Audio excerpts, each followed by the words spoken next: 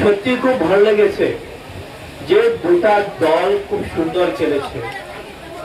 Football আমাদের প্রাণের খেলা। ফুটবলের নাম শুনলে আমরা সবাই ছুটে আসি, উপভোগ করি। আর একটা ফাইনাল ম্যাচ আমাদের খুব ভালো লেগেছে, আমরা উপভোগ করেছি। আর একটা কথা না বললেই নয় যে এই টুর্নামেন্টটা হয়েছে মইনুল হক চৌধুরী মেমোরিয়াল ক্লাবের মাধ্যমে।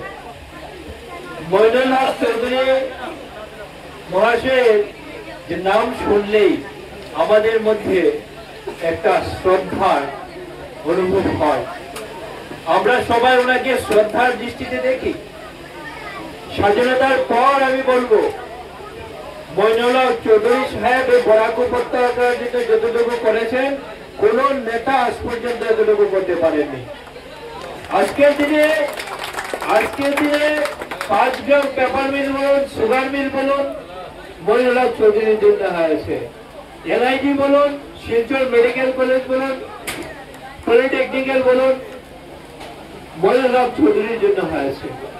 একজন দক্ষ নেতা ছিলেন, ভালো অ্যাডমিনিস্ট্রেটর ছিলেন, তার জন্য নিজের দক্ষতা দিয়ে সেন্ট্রাল থেকে ফান্ডগুলো আনতে পেরেছিলেন।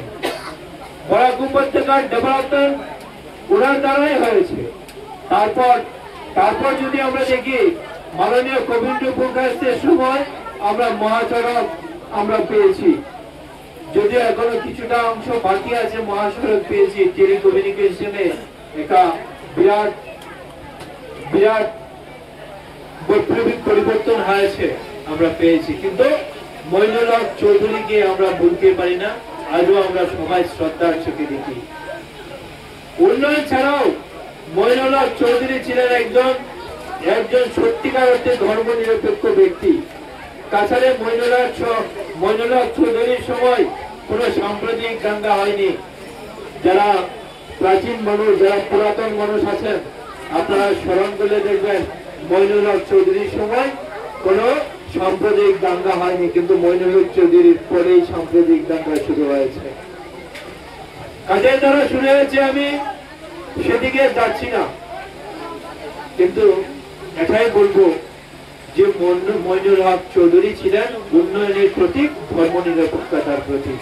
আর তার নামে এই ক্লাব হয়েছে, এই ক্লাবের মাধ্যমে এই টুর্নামেন্ট হয়েছে। এই মাঠটাকেও মইনুল হক চৌধুরী প্লেগ্রাউন্ড হিসেবে নামকরণ করা হয়েছে। খুব ভালো লেগেছে। এই ক্লাবের কর্মকর্তা বন্ধুদেরকে আমি স্যালুট জানাই যে প্রত্যেক বছর এভাবে টুর্নামেন্ট আয়োজন করছে তারা। আমার কাছে ওনারা দাবি করেছেন, মেমোরেন্ডাম দিয়েছেন, আর্থিক সাহায্য চেয়েছেন। সব জায়গায় সবাই আশা করি আর্থিক সাহায্যের ব্যাপারে স্বাভাবিক। এটা জনগণের জন্য, এটা কারো ব্যক্তিগত ফান্ডের জন্য নয়, ব্যক্তিগত স্বার্থের জন্য নয়, এটা সমাজের স্বার্থে সব জায়গায় সব ক্লাবেই এটা করে থাকে। আমি আপনাদেরকে বলবো, আমি বিধায়ক হয়েছি আজকে 10 মাস হয়েছে। আমি বিধায়ক হওয়ার পর একটা ফান্ড আমি পেয়েছি, অনেক আগে পেয়েছি, শেষ হয়ে গেছে। বর্তমানে আমার হাতে কোনো ফান্ড নেই, এটাই সত্যি। আমি মিথ্যা বলি না, কাউকে মিথ্যা আশ্বাস দিই না। তবে আমি আপনাদেরকে আরো একটা ছোট ফান্ড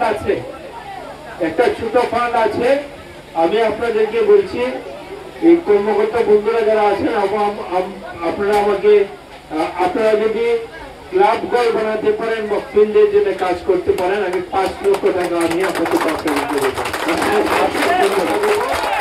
এবং এই টাকাটা আপনারা খুব শীঘ্রই পেয়ে যাবেন। এখন আপনারা চিন্তা করবেন এই মাঠের উন্নয়নে খরচ করবেন না আপনারা গৃহ নির্মাণ করবেন। গৃহ নির্মাণ যদি করেন আমাকে আপনার ল্যান্ডের ডকুমেন্ট আমাকে দিতে হবে। আমি খুব তাড়াতাড়ি করার চেষ্টা করবো এবং তাড়াতাড়ি করব। আর কিছু বলার নেই। প্রাইজ ডিস্ট্রিবিউশন হবে। যে দুইটা দল খেলেছে তাদেরকেও শুভেচ্ছা জানাই, যারা হেরেছে তাদেরকেও শুভেচ্ছা জানাচ্ছি। কারণ হার জিত আছে, খেলার মধ্যে হার জিত আছে। আজকে হেরেছেন, আগামীকাল জিতবেন। স্পিরিট যদি কমিয়ে দেন তাহলে আর হবে না। স্পিরিট থাকতে হবে, স্পিরিট থাকলে আগামী দিন আপনারা জিতবেন। আপনাদের জন্য আমাদের সবার শুভকামনা রইল। আর এই কথা বলে সবাইকে আবারও নমস্কার, আন্তরিক শুভেচ্ছা জানিয়ে আমার বক্তব্য শেষ করছি।